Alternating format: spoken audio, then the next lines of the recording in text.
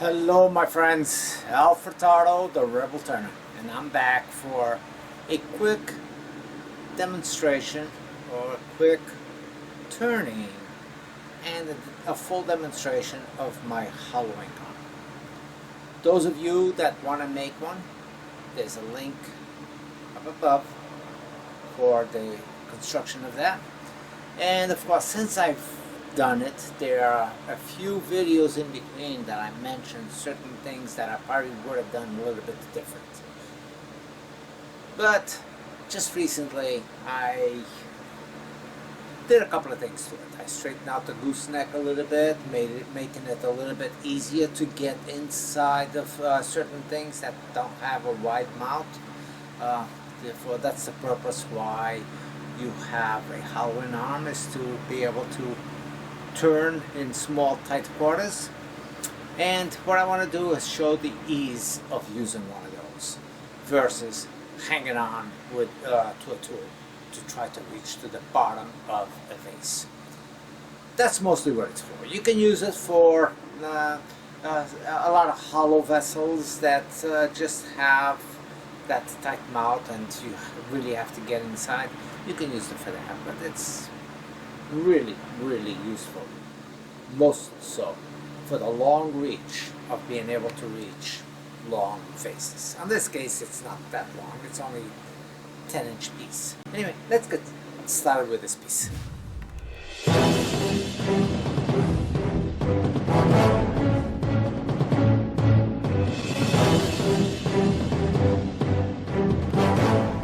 And I'm going to try to do most of the shooting from out here, I guess, to try to capture as much as possible on this hollowing arm, or the whole lathe, basically. Well, I was playing around also with my steady rest, and again, another shop-made tool that everybody has, but if you want to see how I made this particular one, the beauty of it is really the cam shot, the cam that I made for it. So if you want to see how I made that, go back and look at my videos. And also the base is a square block of wood, and I rounded off the top tenon per se that fits in between the roof, so it makes it easier rather than a square. That way this can be almost in any direction and it will fit right inside. Just line up the track, slide it in, and tighten it up wherever you want it, and that will give you a pretty good usage of this piece. Now, I'm not going to start off my turning with this because I'm going to go, as usual, between centers. And this piece has a little bit of a hook to it, but it doesn't matter. All I wanted to do is get to the majority of it. And it's really not going to be for the wow factor of a vase or anything that I'm turning. It really is going to be just a display of my techniques from far away on turning. Now hopefully I can do this one without really any cuts. I've done a few videos that I show the full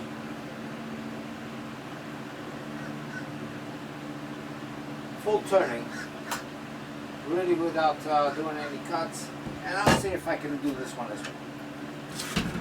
And I know that will be tough because of my yakking.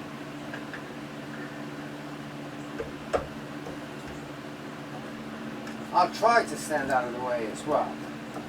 I have a tendency to forget looking at what you can view, and therefore sometimes that's the problem, is you get in the back of my head or something like that.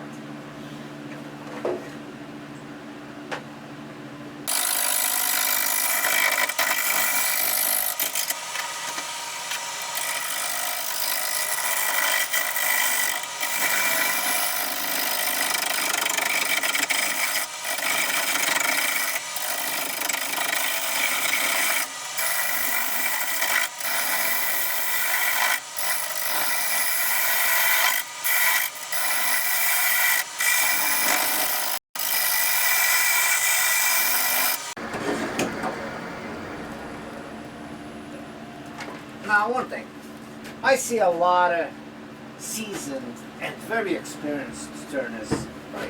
More experienced than I am. And they'll have a gauge on the side for sizing your tenon.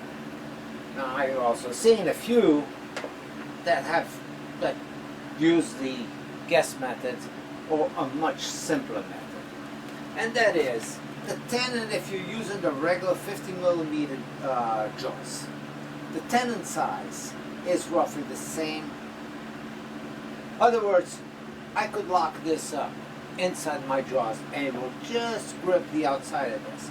So if you are anywhere near the size of that, that's a good tenon size. Without a gauge, I tried to figure out, or calipers, and you know, it's really that easy. If you got a live center that's a 1 1/4 inch diameter or whatever, which is your standard, not the mini size, but your standard live center, your tenon is the size of that, and if you give it another 1/8 of an inch, which is half of the thickness of a pencil, and you put that there, that's a perfect tenon every time. Favorite tool for tenon, to create my tenon with a slight dovetail for my Nova jaws, is this diamond tool. Very easy to use. And I don't have to tool that up first. I can just go in there and start creating my tenon and throwing out the bottom at the same time.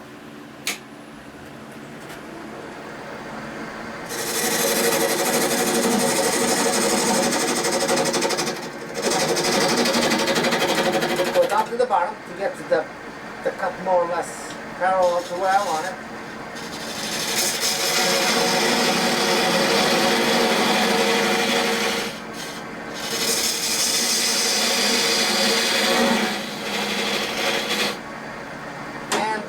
The tenon size, like I said, I mean, I just estimated because I'm looking at these two parallels, but yes, it's just at the half pencil mark, roughly, difference from that. That simple. No extra jigs over here, and you're reaching for it, or you're trying to reach over the piece of the wood, or you know, it doesn't open up, and you don't get the centers. I mean, that's the easiest possible method you can do a sizing of a tenon.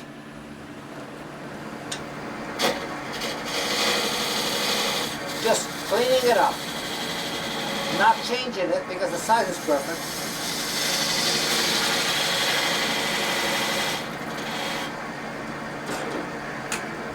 You know, and if you miss, and I mean, if you take the piece of wood and you go put it on your jaws and you missed it by a little bit, it's easy enough to go in here and resize it by making it bigger. You don't miss it by it being too big because you have quite a bit of flexibility on the jaws that you can open up. It's not recommended, but you can. You can always open up the jaws, but if you're too small, you can't close them enough. You need to make sure that you are at least the size of this, preferably slightly larger than that. That's the closed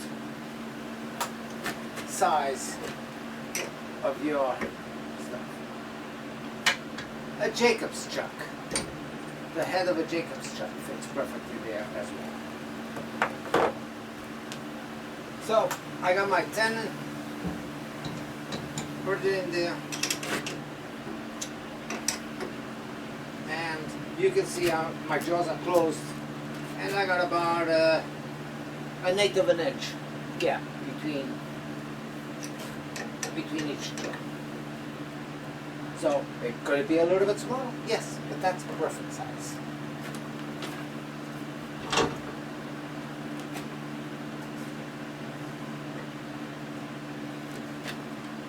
Live center back in, unless I was digging in from this side already, which I'm not. So why not use it? Keep it there.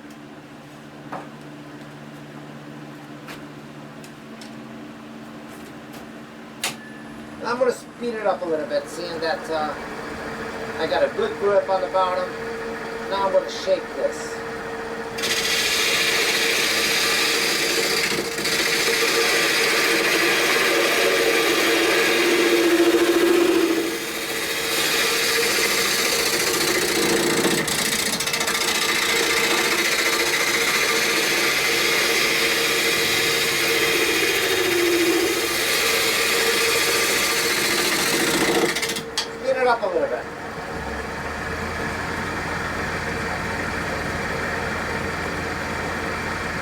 1280 RPM.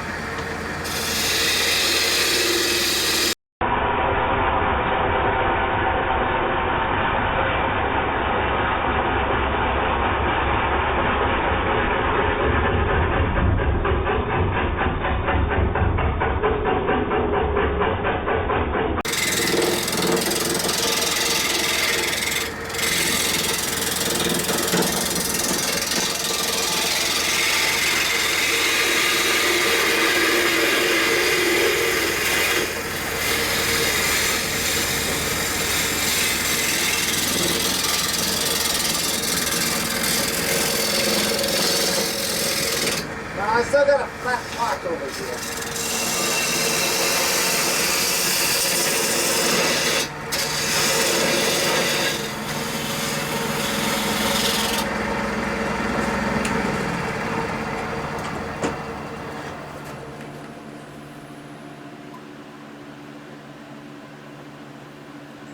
I'm going to take a little bit more. I don't mind the bark, something like this, but I do mind it, on this particular case, it being concaved.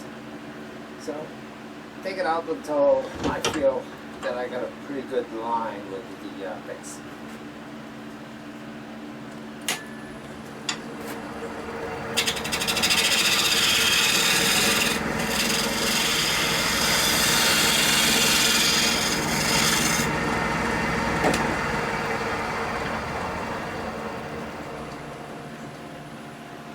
Okay, so right now I got a little bit of the bark, but it's not a concrete.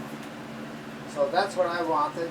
I will keep that, and I think the overall design looks pretty good.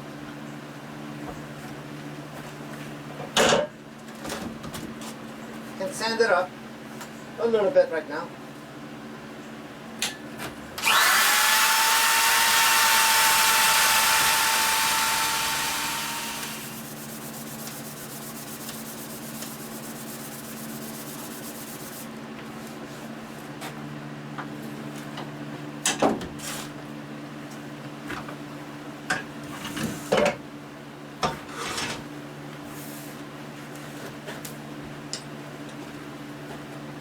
Get your steady rest in if you have one, and if you don't have one, make one.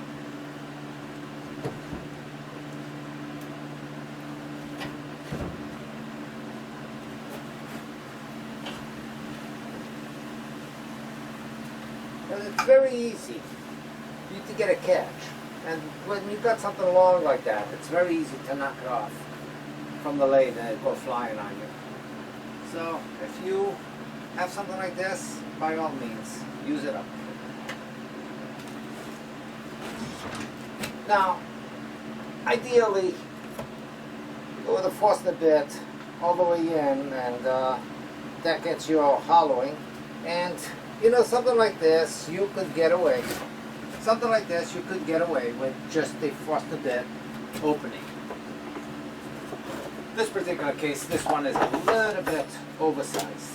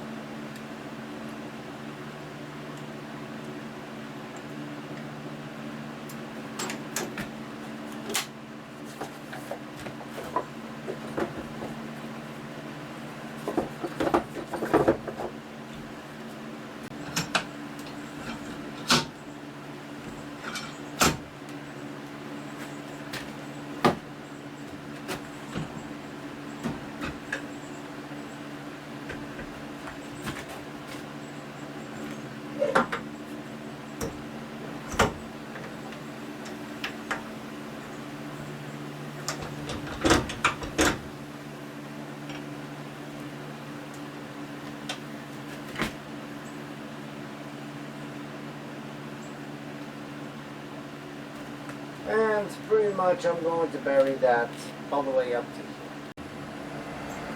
Slow it down a little bit so you don't heat up your Forstner bit too much.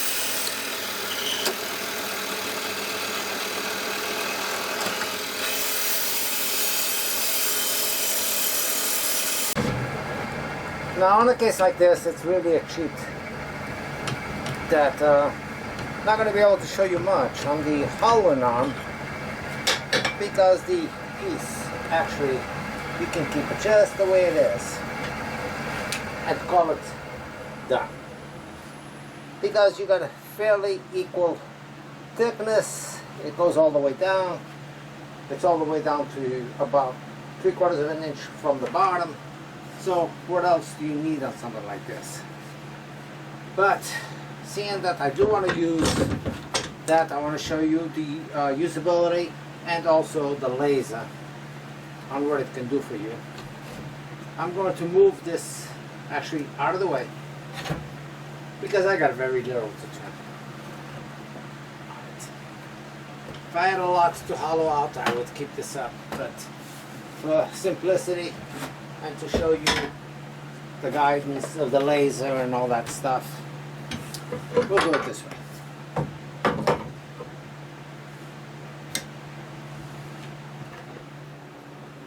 So it's easy enough for me to move it anywhere along the bedway and still maintaining my tailstock up. So right about there, and I've made up this little tool to stay in here on this wrench. That helps me up. Now you can see I already passed it up. No, you cannot see. Alright, but you can see that I'm way past it.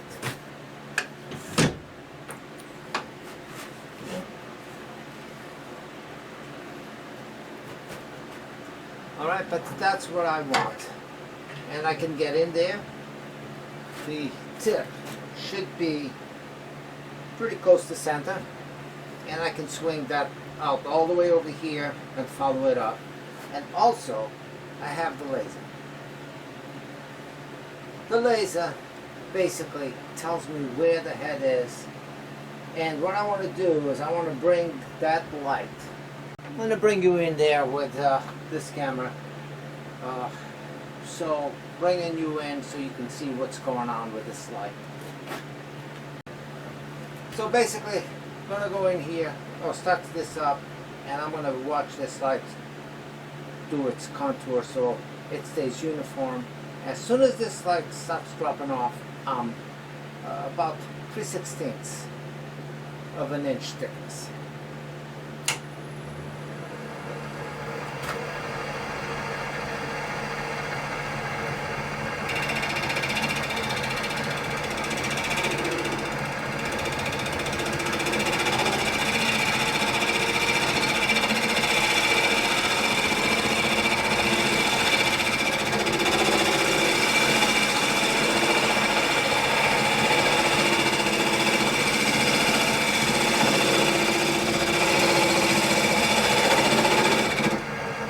Up a little bit.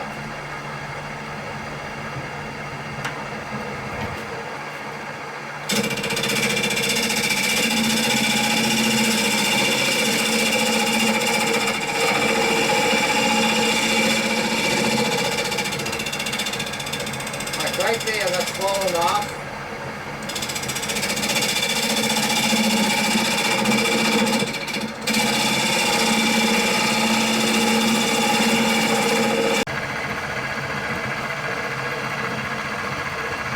So as soon as this light drops off from the edge, that's when I'm at the thickness I need to be.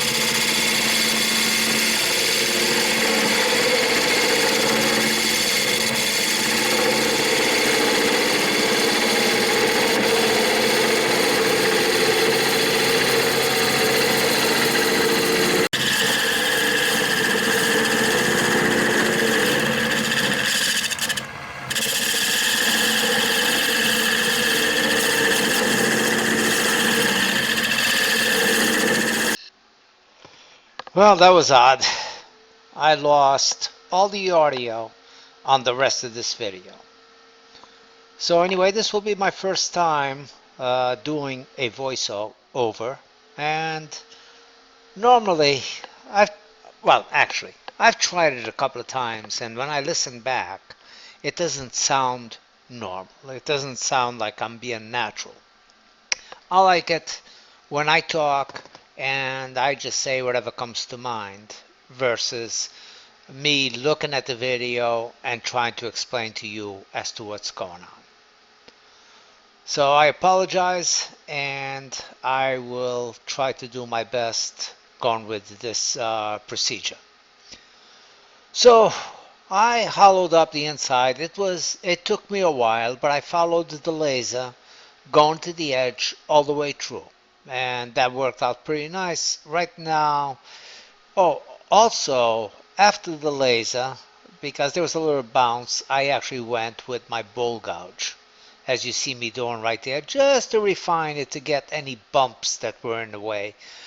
Because the hollowing arm, even though it doesn't put any stress on your shoulders or your arms, it's nice and easy to go, but it's a small blade, so it leaves you small ridges unless you have a good flat cutter on the piece. So right now, I realized I had those little ridges. I decided to clean it up with my 5/8 bowl gouge, and that worked out pretty well. You know, so many times you see me reaching out for this hurricane. Now, why do I reach out for the hurricane versus a nice tool like the Carter and Son? I kind of like the weight a little bit better on a wooden handle. And to be quite frank and honest, the Hurricane is not a top-notch tool, but I find that once I sharpen it, it stays sharp for a fairly long time. Now, every once in a while I'll be cutting and I'm not getting exactly the shavings that I would like, and that's an indication that it needs a good sharpening.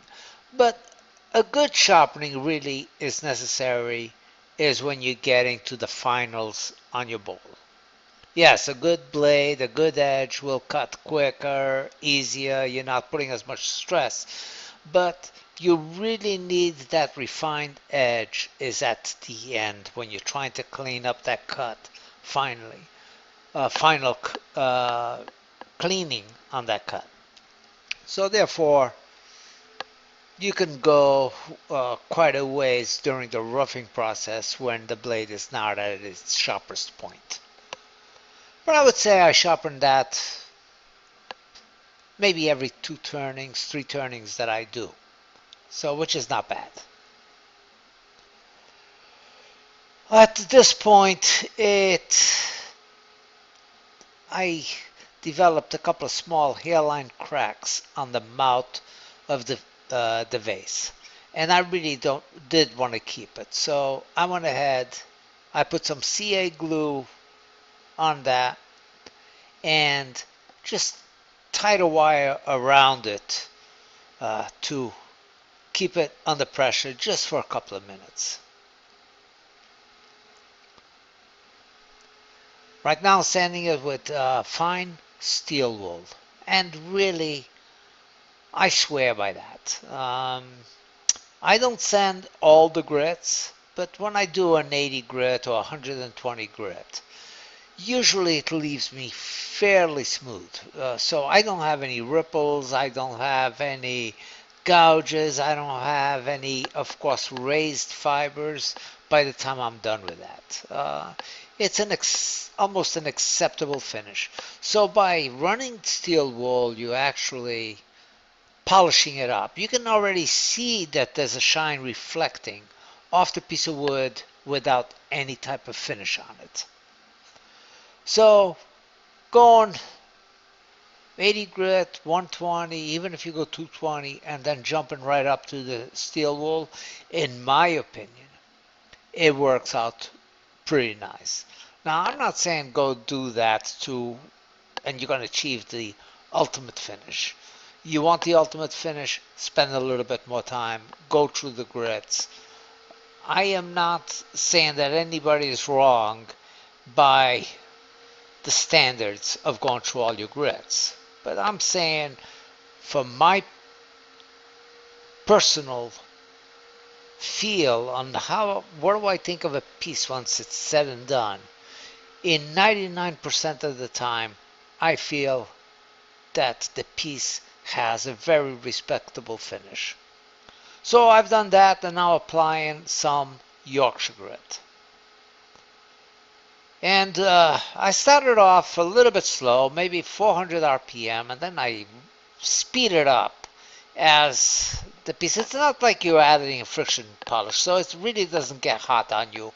But I make sure that all the grit is off the piece. So I'll speed it up as after applying it, rubbing it, and I don't spend a lot of time. This is no cut, so this is real time on what you're seeing over here. So there I go, I'm speeding it up and getting that little bit of a polish on it, and voila. You can already see a pretty nice finish on that. Oh, that was Mrs. Revels came into the shop and she's questioning on it and looking it over. So that was her hand you saw there. She's a big support on what I do, and she's constantly around, and of course insists that I make some shavings for her flower garden. I must say we're gonna miss that when we go aboard the catamaran, which is happening in 2 weeks. My house is upside down, so I have not been able to get to the lathe much.